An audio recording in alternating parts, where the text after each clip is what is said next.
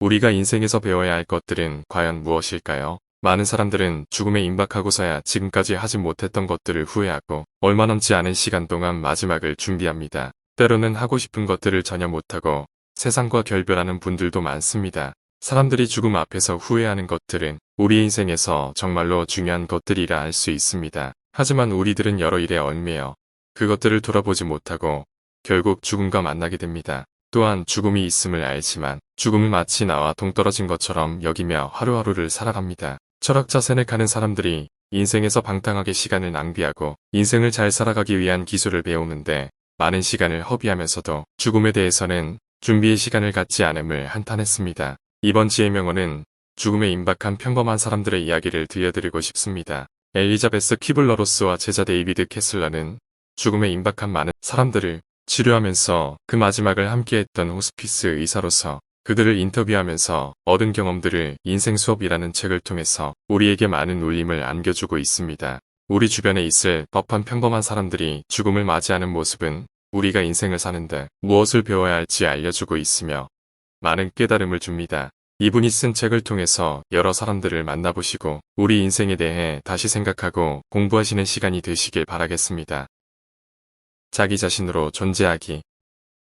배움을 얻는다는 것은 자신의 인생을 사는 것을 의미합니다. 갑자기 더 행복해지거나 강해지는 것이 아니라 세상을 더 이해하고 자기 자신과 더 평화로워지는 것을 의미합니다. 아무도 당신이 배워야 할 것이 무엇인지 알려줄 수 있는 사람은 없습니다. 그것을 발견하는 것은 당신만의 여행입니다.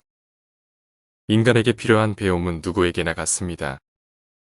죽음을 앞둔 이들과 아직 살아있는 이들을 치료하면서 우리는 인간에게 필요한 배움들이 결국은 누구에게나 같다는 것을 깨닫게 되었습니다. 그것들은 두려움, 자기 비난과 용서에 대한 배움입니다. 또한 삶을 받아들이는 것에 대한 배움, 사랑과 관계에 대한 배움입니다. 놀이와 행복에 대한 배움들도 있습니다. 배움을 얻는다는 것은 다른 사람이 아닌 자기 자신의 인생을 사는 것을 의미합니다. 큰 상실감에 빠졌을 때 사랑이 가장 중요하다. 우리가 만나본 대부분의 사람들은 삶에서 큰 상실감에 빠졌을 때 사랑이 가장 중요하다는 것을 깨달았습니다.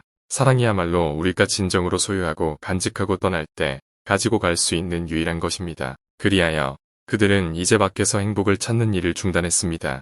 그 대신 이미 갖고 있는 것에서 삶의 의미와 진정한 부를 발견하는 법을 배웠습니다. 그동안 삶의 풍요로움으로부터 그들을 차단하고 있던 벽을 무너뜨린 것입니다. 그들은 더 이상 직장이나 가족에 대한 좋은 소식, 월급 인상이나 휴가를 기다리면서 내일을 살지 않습니다. 오늘의 모든 풍요로움을 발견한 것입니다. 그들은 자신의 가슴에 귀 기울이는 법을 배웠기 때문입니다. 진정한 자신을 발견하는 것이 궁극적인 배움입니다. 당신 안에는 태어날 때부터 갖고 나온 지금까지 지니고 살아왔으며 죽을 때도 함께할 진정한 모습이 존재합니다. 놀랍게도 당신은 변함없이 당신인 것입니다. 병과 싸우는 사람들을 보고 있으면 자신이 누구인가를 알기 위해서는 진정한 자신이 아닌 것들을 모두 벗어던져야 한다는 것을 알게 됩니다. 죽음을 눈앞에 둔 사람을 보고 있을 때 우리는 더 이상 그의 실수, 잘못, 질병들을 바라보지 않습니다. 진정한 자신을 발견하고 다른 사람에게서도 그의 진정한 모습을 발견하는 것. 이것이 바로 삶의 궁극적인 배움입니다. 진솔한 불평도 늘어놓아야 합니다. 진솔한 불평도 늘어놓을 줄 알아야만 진정한 자신이 되는 중간 지점으로 올 수 있습니다. 대가를 바라고 베푸는 것이 아니라 진정한 자비심에서 베푸는 사람이 될 수 있는 것입니다. 자신이 누군지를 발견해야 특별함을 누릴 수 있습니다. 죽어가는 어느 여성이 말했습니다. 지금껏 내게 맡겨진 역할들 속에서 내 삶은 너무나 평범했고 다른 이들과 똑같은 삶을 살아온 것 같았지요. 도대체 내 삶이 다른 이들의 삶과 뭐가 다를까 싶었어요. 하지만 병을 앓게 되면서 놀라운 사실을 깨달았어요. 난 아주 특별한 사람이에요. 어느 누구도 나와 같은 방식으로 세상을 보거나 삶을 경험하지 못했을 겁니다. 이 세상이 시작된 이후부터 끝나는 날까지 나와 똑같은 사람은 영원히 존재하지 않을 겁니다. 아무도 당신이 겪은 것과 같은 방식으로 당신이 겪은 특별한 역사와 사건들로 세상을 경험하지 못했습니다. 진정한 당신은 머리로 이해할 수 있는 것보다 훨씬 특별한 존재입니다. 하지만 진정한 자신이 누구인지 발견한 후에야 비로소 그 특별함을 누릴 수 있습니다. 자신을 알려는 노력의 첫걸음을 시작하려면 커다란 용기가 필요합니다. 죽음을 앞둔 할머니의 이야기. 난 이미 이 여행에서 많은 것을 누렸어. 삶이란 마치 파이와 같지. 부모님께 한 조각, 사랑하는 사람에게 한 조각, 아이들에게 한 조각, 일에 한 조각. 그렇게 한 조각씩 떼어주다 보면 삶이 끝날 때쯤엔 자신을 위한 파이를 한 조각도 남겨두지 못한 사람도 있단다. 그리고 처음에 자신이 어떤 파이였는지조차 모르지. 난 내가 어떤 파이였는지 알고 있단다. 그것은 우리 각자가 알아내야 할 몫이지. 난 이제 내가 누구인지 알면서 이 생을 떠날 수 있단다. 남자는 내게 말했습니다. 할머니가 난 이제 내가 누구인지 안다라고 말씀하셨을 때 난 그분을 보내드릴 수 있었어요. 그 말씀이 그렇게 만든 거죠. 난 할머니에게 내가 죽을 때쯤엔 나도 할머니처럼 나 자신이 누구인지 알게 되기를 바란다고 말했어요. 할머니는 마치 비밀이라도 말하려는 듯 앞으로 몸을 숙이면서 이렇게 말씀하셨어요. 내가 어떤 파이인지 알기 위해 죽을 때까지 기다릴 필요는 없단다. 사랑 없이 여행하지 말라. 삶의 여행을 하는 동안 사랑하는 법을 배워야만 합니다. 당신의 임무는 사랑을 찾는 일이 아닙니다. 당신의 마음속에 스스로 만들어 놓은 사랑의 방해물을 찾아내는 일입니다. 누군가 옆에 있다는 것은 사랑에서 삶에서 그리고 죽음의 순간에서도 가장 중요한 일입니다. 사랑한다는 사실이 중요합니다. 오빠는 이렇게 말했어요. 난 내가 자신의 삶과 사랑을 놓치게 될까봐 걱정이야. 사랑만큼은 절대 놓치지 마. 삶이라는 여행을 하는 동안 사람은 누구나 사랑을 해야만 해. 누구를 언제 얼마나 오랫동안 사랑하는가는 그다지 중요하지 않아. 내가 사랑한다는 사실이 중요할 뿐이지. 그걸 놓치지 마. 삶이라는 이 여행을 사랑 없이는 하지 마. 오빠의 마지막 충고 덕분에 나는 진정한 삶을 찾게 되었어요. 계속 남자들을 믿지 않을 수도 있었고, 진정한 여자도 진정한 사람도 되지 못할 수도 있었어요. 하지만 나는 스스로의 불신과 두려움에 맞서 싸웠어요. 나는 오빠가 바라던 대로 살려고 노력했어요. 오빠의 말이 맞았어요. 이 시간과 이 삶을 갖고서도 사랑하지 않는다면 생을 충분히 산 것이 아니지요. 스스로에게 너그러워지세요. 많은 사람들이 자신을 어리석다고 생각하며 이미 저지른 행동을 후회하거나 자신을 학대합니다. 만일 다른 사람이 실수를 했다면 아마도 당신은 걱정 마, 누구나 다 그러는데 뭐 그 정도는 아무것도 아니야 하고 위로의 말을 건넬 것입니다. 그러면서도 자신이 똑같은 실수를 범하면 스스로를 쓸모없고 실패한 사람이라고 여깁니다. 우리는 오히려 남에게 더 관대합니다. 다른 사람에게 하듯이 스스로에게도 친절하고 너그러워지는 연습이 필요합니다. 사랑은 곁에 있어주는 것입니다.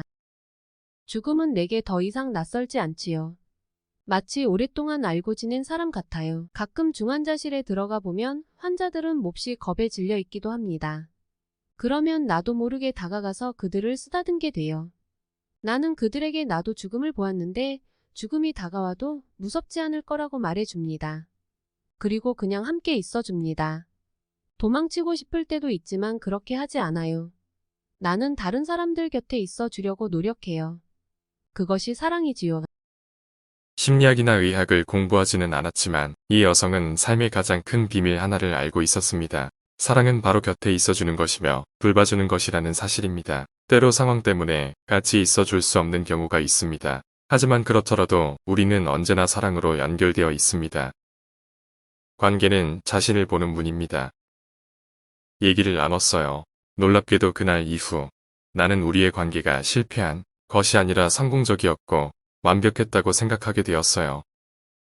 사람들은 헤어졌다가 또다시 만나기도 합니다. 이런 일은 아직 관계가 끝나지 않았고 치유해야 할 상처들이 남아있을 때 일어납니다. 하지만 때로 겉으로는 관계가 이미 끝났지만 마음속으로 그것을 완성하지 못했기 때문에 다시 만나게 됩니다. 삶에서는 마무리를 지어야 할 때가 있습니다. 마무리란 관계의 완성과 실패에 대한 우리의 잘못된 고정관념을 바로잡는 일입니다. 첫 만남에서부터 마지막 작별 인사까지 우리는 서로 관계를 맺고 있습니다. 관계를 통해 자신의 영혼을 들여다보고 그 과정에서 상처를 치유하고 앞으로 나아갑니다. 사랑하는 관계에서 자신이 미리 갖고 있는 기준을 버릴 때 누구를 얼마나 오래 사랑할 것인가의 문제에서도 해방될 수 있습니다.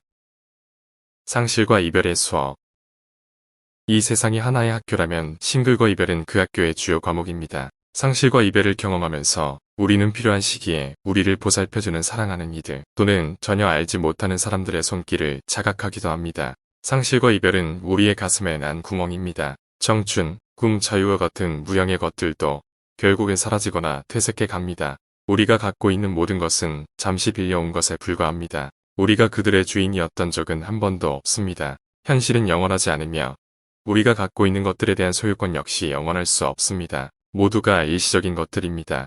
영원한 것은 어디에도 없으며 모든 것을 언제까지나 소유하고 있으려는 것은 무의미한 일입니다. 그리고 상실을 막으려는 어떤 시도도 헛사로 끝납니다. 죽음을 앞둔 사람들로부터 우리는 상실에 대해 흥미있는 것들을 배울 수 있었습니다. 의학적으로 죽었다가 다시 살아난 사람들로부터도 다음에 공통된 점을 배울 수 있습니다. 첫째, 그들은 한결같이 더 이상 죽음이 두렵지 않다고 말한다는 것입니다. 둘째, 그들은 이제 죽음이란 필요 없어진 옷을 벗는 것처럼 육체를 떠나는 것에 불과하다는 것을 알게 되었다고 말합니다. 셋째, 그들은 죽음 속에서 온전한 자신을 느꼈고 자신이 모든 사물, 모든 존재와 연결되어 있음을 느꼈습니다. 더불어 어떤 상실감도 느끼지 못했다고 말합니다. 마지막으로 그들은 절대 외롭지 않았으며 누군가가 자신과 함께 있음을 느꼈다고 말합니다. 아직 죽지 않은 사람으로 살아라. 강연이 끝나고 화장실에 있을 때 찾아온 수녀 한 명이 이렇게 말했습니다. 제 동료 수녀가 지금 병상에서 죽어가고 있어요. 그녀는 박사님의 강연 날을 손꼽아 기다렸지요. 너무나도 보고 싶어 했지만 몸이 아파올 수가 없었습니다. 저는 그녀를 위해 무엇인가 해주고 싶었어요. 그래서 박사님의 강연을 대신 듣고 녹음을 하고 박사님이 친필로 사인하신 책을 선물하려고 했지요. 그것이 친구에게 얼마나 소중한 기념이 될지 알기 때문에 1시간 넘게 줄을 서서 기다렸습니다. 그런데 제 앞으로 몇 사람 남지 않았을 때 박사님은 떠나셔야만 했지요. 박사님의 사인을 받기 위해 제 힘이 닿는 한도 내에서 온갖 노력을 기울였는데도 안타깝게 기회를 놓치고 말았지요. 박사님이 이 화장실로 들어오시는 걸 본 순간 제가 왜 이 상황을 하느님의 은총이라고 생각했는지 이제 이해하시겠지요. 이 우주가 박사님과 저를 같은 공항, 같은 비행기로 이끌었고 같은 시각에 같은 화장실로 인도한 셈이잖아요. 그녀는 내가 어디로 갈지, 이 도시를 벗어날지, 어느 공항으로 갈지, 심지어 비행기를 타고 갈지조차 알지 못했습니다. 나와 화장실에서 마주쳤을 때 그녀는 정말 너무도 놀랐을 것입니다. 이 경험을 통해 나는 이미 일어나도록 예정된 일에 대해 그것을 막거나 조종하려는 노력이 무의미한 행동임을 깨달았습니다. 가슴 뛰는 삶을 위하여 50살이 넘은 여성 케이트가 쌍둥이 동생이 대장암에 걸리고 나서 깨달은 것을 말했다.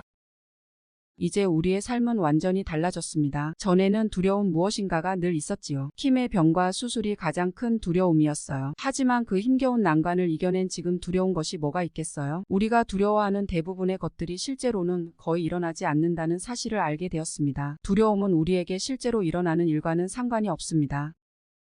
삶에서 일어나는 일들의 대부분은 걱정과 두려움에 전조 없이 찾아옵니다. 우리가 가진 두려움은 죽음을 막아주는 것이 아니라 삶을 가로막습니다. 인간의 삶은 우리가 인정하는 것보다 훨씬 많이 두려움과 연결되어 있습니다. 두려움은 사랑, 진실된 감정, 행복, 자기 존재의 확인에 이르기까지 모든 것을 가로막는 그림자입니다.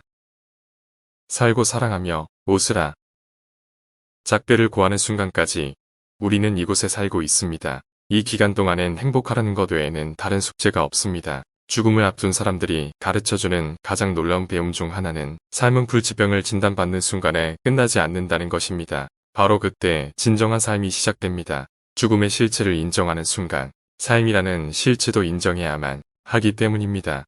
자신에게 있는 것은 지금의 이 삶뿐임을 깨닫습니다. 죽음을 앞둔 사람들이 우리에게 가르쳐주는 가장 중요한 교훈은 모든 날들을 최대한으로 살라는 것입니다. 죽음을 앞둔 사람들의 이야기는 우리의 마음을 숙연하게 만들게 해주었습니다. 우리의 삶에서 무엇을 찾아야 하는지를 배울 수 있었습니다. 우리를 가로막았던 많은 것들이 마치 무의미한 것처럼 느껴지기도 했습니다. 죽음 앞에서 우리가 사는 모습은 하찮게도 보입니다. 우리는 다른 사람과 서로 연결되어 있음을 깨달았습니다. 남에게 관대한 것처럼 내 자신도 사랑해야 함을 알았습니다. 우리가 매일 만나는 하루하루에서 경이로움을 발견하고 살아갈 때 후회 없는 삶을 살 수 있습니다. 삶의 마지막 순간에 사랑하는 사람들과 함께 할 수 있도록 지금이 시간에 충실히 살아야 되겠습니다. 나와 주변의 모든 분들의 삶이 더 여유롭고 편안한 삶이 되었으면 좋겠습니다. 후회 없는 삶을 살기 위해 사랑하고 웃으며 사는 사람이 되겠습니다.